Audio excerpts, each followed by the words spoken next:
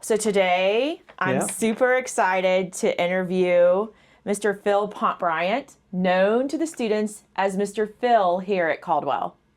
Thank you for meeting with me today. You're welcome. Even though we had lots of technology issues, we made it. So when I tell people about you, which I tell people about you often, I tell them that you are a volunteer that is here every day. And I know that not everyone has that kind of availability, but today I just want to learn your story, like how you got here and why you're here every day. Okay. So, Mr. Phil, what is it like to be a volunteer at Caldwell every day? Well, when I'm driving in, I'm always happy of where I'm going. It's, I tried to find the words for a long time of what I felt like, and I heard the word purpose. And this is purpose in my life. Now that I'm retired, if I stayed home, I might not even be part of this earth anymore. I would be, because you think it's good when you retire and gee, I can stay home and I can do these projects, but those projects wane after a while. Or even if you say, gee, I like to watch the Today Show in the morning, all that, it's just not what's put up to be. But you still have to have you don't work anymore, so you need to have a purpose in life. And it's not just sitting in a recliner. That just won't work. I can tell by your wonderful accent that you are not from Polk County. Right. So talk about how you ended up at Caldwell. What brought you to the Caldwell Elementary family? Okay. Well, first I'm from Maine, and I've lived there all my life. I decided to retire at 62, and I worked at a great place. It was Pratt & Whitney Aircraft in North Berwick, Maine, and I retired in June. The end of June in 2016, it was a decision to make because my daughter's still up there, and so I decided to move down here. So August 1st, I was here. But then my son says to me, he goes one day, he goes, "Hey, why don't you work in Krista's? Why don't you just go in and volunteer in Krista's classroom?" I said, I don't really think I'm going to like that. I really don't. But I thought about it, and I says, he's usually he's usually pretty smart, and so I decided. I said, okay. So I came in and I registered in. I filled my application out, and I waited for it to be approved, and then I started coming in. I came in for like 2 or 3 hours at first. I'd bring a coffee in with me, and I'm retired, so I can do that stuff. And it wasn't very long before the kids related to me, and it was complete. It was like a big transformation. When was that first class? It was around either October or November of 2016 of when I started. Wow. So Yeah. you've been doing this for several years. It's going to be, I'm going into my 10th year now. So coming every day, you learned how much kids need that person, Yes. to smile and ask them about their day That's exactly right. and the things they like to do. So you went how did you move from just a couple hours a day to I think you're here every day? I think the rest of the first year, I know I increased the time that I was here because I helped out. I did some group sessions with the first grade when I was in there, and then I decided to meet with Miss Ashmore, and I said, you know what? I'd like to stay with these kids. I said, I know them so well. I'd like to stay with them into second grade. She says, okay, well, let me get back to you. I got a schedule with them. And that year I started doing second grade, and I was here the whole day. So tell me about some of the things that you helped with during the day that you currently help with. I help with some of the times I want to do the same thing as what the teachers are doing as much as I can, and try to follow what how they're teaching it. I don't want to do something that on my own. Let's say it's math, and they have different ways to teach math.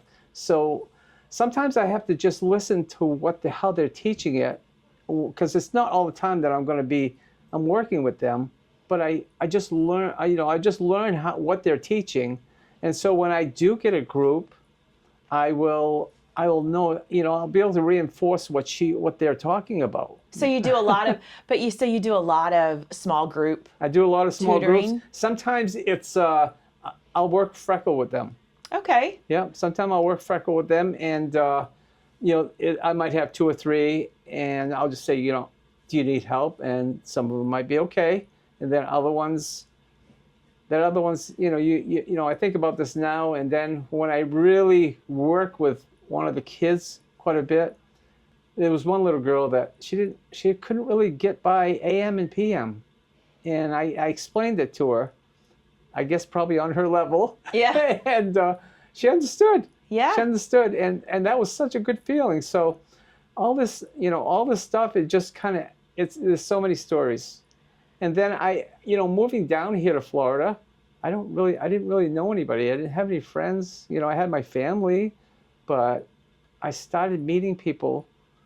The kids went home and talked about me, but I met a lot of parents, and at first I wasn't. So I met, I'd start going to some of their softball games and different things that they were doing because they asked me to go. And so I would do that, and I'd meet their parents through it. And even today, like 10 years later, I'm still friends with some of these people. I mean, they say, hey, why don't you come to my church? So I started going to church again, because I didn't know where to go to, but there's so many different stories. I mean, I have to think back sometimes. Do you live in the community of Auburndale to see the kids? I do, yeah. I live actually in a retirement community. Okay, so Yeah. there's lots of retirees, and we talk There is. about, that's what Florida is known for, our Yeah. winter visitors that come to stay. Yeah. And the help that we need in school. And a lot of it is just, small group tutoring, or like you said, you were working on the car tags over the summer to help make sure all of Yep. our car tags are laminated and ready. Yeah. What else do you do around the school? At the end of the day, I help with the car riders. I'm usually at the door releasing so many at a time. And of course, we went to when our superintendent went to no more the door being held open by a wedge. So I also look around. I want to make sure there's nobody coming towards that door. So then I come in and let the door shut. I think about that too, safety and stuff. It's very, very important today. I appreciate that because I can tell you as a board member, I think safety is the one thing It that is. we never can do enough of to keep our kids safe. Mm-hmm. And as a parent, it's scary It is. these days sometimes because of our world and what we see. So to know that we have our guardian and we have our volunteers and our staff always with an extra eye out, I think is reassuring to parents. So you came from Maine, Mm-hmm. and tell me about your job in Maine. What did you do? I worked in aerospace. I worked on jet engines. We both in that particular facility we made OEM parts, which are new parts, and we overhaul parts. A lot of parts in a jet engine are overhauled. They're rebuilt if they're able to rebuild them. Some parts are life limited. They can only have so many hours on them, and they keep track of the hours, the flight hours. And then other parts, when they come into our system, they go through and they get checked to make sure that there's no cracks in them, or if there is, they can be fixed. They can only be fixed by so much. We have what we call, I know a lot of blueprints are used, but when you do overhaul and repair, you don't have blueprints. You have engine manuals because you have to have, it's like, it was great working with it. It was just. And I can imagine how many kids who've never even been in a plane or seen a plane, Yeah. that if that's their interest, you have a lot of information to share with them about. Lots of it. In fact, one time I put a presentation together, and I did the career day. Oh, yeah. I think it was called. I did that. And I asked him, I says, who would like to make $1 million in 5 years? So that kind of got their attention at first. And I went through all this stuff and about the new engines and how they worked and how it's like a big vacuum cleaner. Actually, that's really what it comes down to. It's like a huge vacuum cleaner. It takes in all this air in the front and it compresses it, gets smaller and smaller until it comes out the other end. It's just amazing. So you're Amazing. teaching science with the engines and math, and you help out with after school activities Yeah. in the hallways. I read sometimes after I have my lunch in the teachers' room. So a lot of times I'll come out and sit with the kids because they all want me to, even though I'm not with them in the classroom anymore, because they're moving out 3rd grade, 4th grade, 5th grade. They still want me. I still want to relate. I still want to be there. I miss them when they're gone again. And we talk about kids, but you walk around and the staff is so appreciative of what you do here. So talk about your relationships with the staff members. That's they tell me that the kids talk about Mr. Phil, and I don't realize that they're doing this. Right. I'm just glad that they're so welcoming to me, because it really is so nice to have to be. To me, this is a special school. The way everybody is, and I do believe that Miss Ashmore has a lot to do with the way it is. I can't say enough about how she is, and she's always so thankful that I'm here, and it's nice. It's nice to hear that. No, I can tell you, and we've talked. We were talking about this through these videos, and even at the district level, we have leaders that's in their heart to be with kids and to support kids. And they create a culture and a family environment where the staff love to be there. The kids love coming to school. And I know everyone has a different gift, and some of the principals work harder to build that culture. But for the ones like Miss Ashmore that it just comes so naturally, I can see that through their staff. Yeah. You walk on the campus and people are this is their second home. They spend so much time here. Yeah. And so I could see it would be a place you'd want to come to. What would you tell retirees or community members who may be they're not sure about volunteering or how to interact with kids? You came from a different world into elementary school. So could you give them any advice? Well, I do. What I try to do to reach out to them is through social media.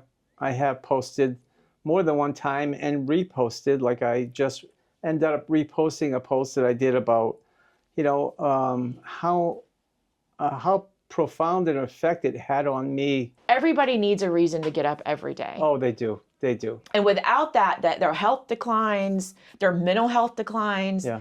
And so to give them an avenue, and not everybody can do every day. Are you actually here every day? Every day. Open to close? Even like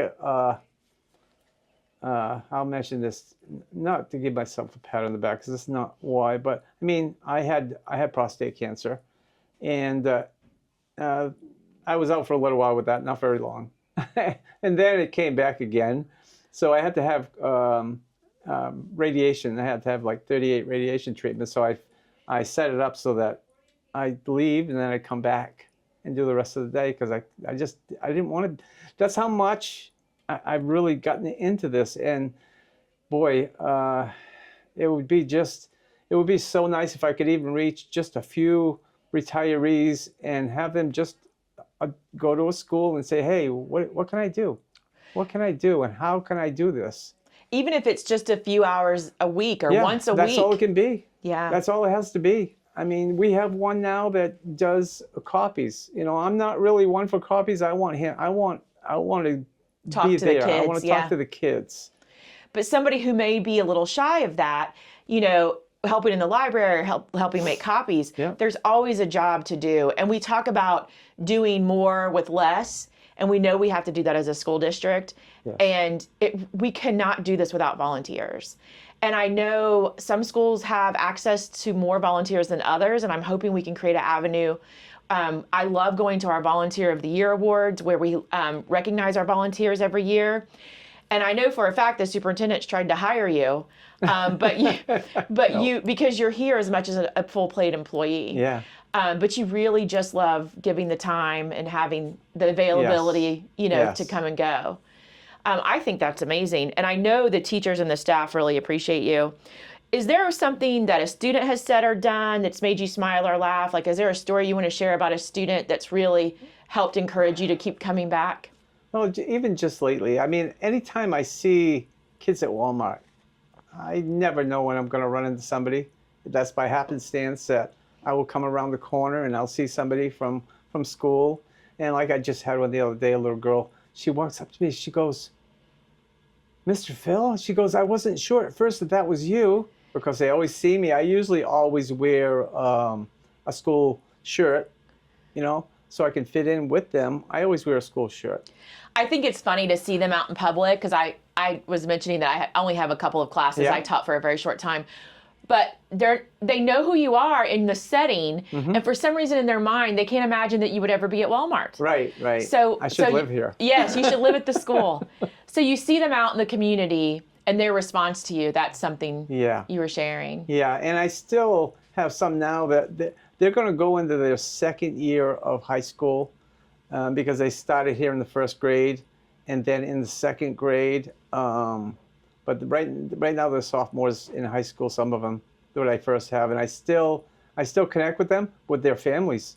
I know so many of their families. I've gone to one of them. She was showing me when she was in the first grade what she was doing with gymnastics. She still does gymnastics today, and I have gone to a lot of her meets since then. That's amazing. So you keep up with them as they move into the high school. So Yeah. you spend time. Auburndale High School knows Mr. Phil as much as the community, because your kids end up there. Yep, and I help out. I help out over there. Like some of my grandchildren, they're in softball, so I'll do the gate sometimes if they need for me to do it. I actually am at the high school for the SAC meetings, and I do the SAC meetings here. And then I just started the SAC meetings at the middle school, because I met the principal at the middle school, and I says, maybe I'd like to try. She goes, yeah, that's fine. That's good. They're all at different times, so I can do it, That's amazing. So you were connected from not being from Auburndale. You are, I know, would be considered a honorary Auburndalian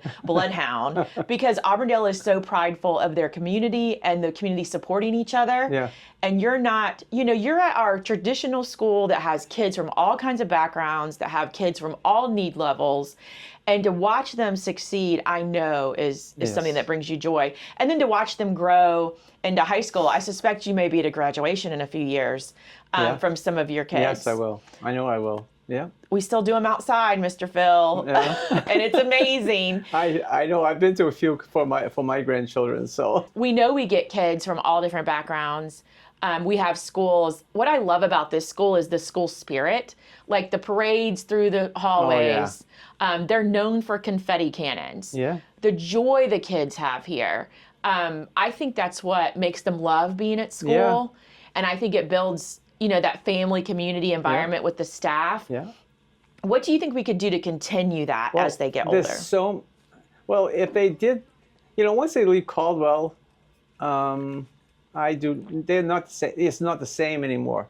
They don't do, of course they don't have recess, but maybe they don't do awards and stuff. I don't know, because that part I don't know. But over here they do so many awards. So what more could they do? I don't know. They work so hard here to keep them focused. And if they do good with their tests, they get awarded for it. I don't know what the other schools do for that, even though, I have just started doing I wanted to see what the other schools did by just staying connected with with SAC committees and stuff like that, but I'm not really sure. I think you may be onto something. I think we don't, because they're much larger schools and the population, that we probably don't get to recognize the kids as much as we do in the elementary level. And kids do work hard, and I think it's okay to praise, that work, because it's a different world. Like you were saying, math is taught differently. How the accountability system works is very different. The way it used to be when I was going to school. Yeah. It's different. So what is your favorite subject, if you had a favorite subject? Well, I love reading to the kids, because I do believe reading is really, really important, because if you can't read, you can't really do math problems. We just talked about that. Yeah. Yeah. You have to know how to read. I go to some of the classes, like we were just in the first class that I started in.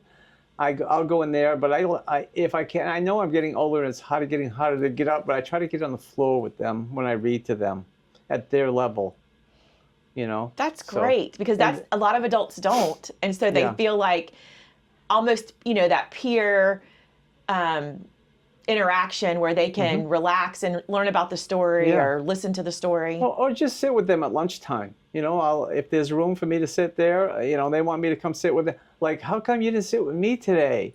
And you're sitting over there. So you could be relaxing every day, but you choose to come here and spend your time with kids. And we talked about what you get from that. If you could leave a message for students, what would your message be for students? Is that whatever that you want to do in your life, you can do. All you have to do is just ask for it. In the United States, we're so blessed that whatever we want, if we work for it, we'll be able to get it. So to know to work hard Yeah, and just reach work out. hard and reach out. And whatever you decide that you want, you will be able to do it. Do you have any idea how many hours you volunteer? A year, probably about 1,000. That. And we're going to inspire others. I hope so. And you're wearing your Rotary shirt because it says, believe there is good in the world and to be Yes. the good. Yeah, be the good is what I really like. That's really sticks out. That's why I wore it today. Just, see the good and be the good, See the good and be the good. Yeah. Listen, Yeah. you may take the new Mr. Auburndale title because you're going to be known by all the kids and their families. Yeah. So we're going to wrap up, and Okay. I want you to know how much you're appreciated here, and I know the staff appreciates you and the students. This is Polk County Public Schools. Yeah. And I don't know that we tell our story. There's so many stories. Yeah, and we're lucky to have you also for doing what you do. Mr. Phil, I appreciate you. This hall, we came up with Hall Pass because I thought, we did an inside look to what makes our schools run. Yeah. And it's dedicated people, ones that are getting paid and ones that are volunteering, and volunteering everywhere in all the schools. And I think that's what matters. So thank you for joining me Yeah. today. You're welcome.